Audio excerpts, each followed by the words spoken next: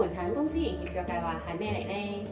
其實門診協作咧係由醫管局啦分批邀請合資格嘅病人參加嘅。咁邊類朋友係合資格嘅病人呢？就係現時喺公立醫院門診咧已經跟進咗超過12個月啦，患有高血壓啦或者係糖尿病嘅病人啦，但係佢哋情況係穩定嘅，咁就會轉介佢哋出去私家醫生度接受一啲基層嘅醫療服務啦。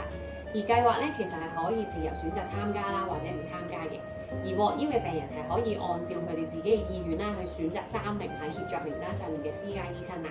咁如果配對成功咗嘅話咧，協作辦事處咧就會發出通知啦，同埋俾翻一個確認書俾病人嘅。咁如果私家醫生係未能接受呢個 patient 啦，又或者辦事處喺限期裡面未收到醫生嘅回覆啦，咁就會按翻病人嘅選擇啦，就會重新再進行配對。咁為咗確保咧病人係得到持續嘅治療啦，參加計劃嘅病人係需要同時間登記埋醫健通嘅，咁就係方便咗私家醫生係透過呢個電子系統咧睇翻病人喺公立醫院嘅病歷報告啦。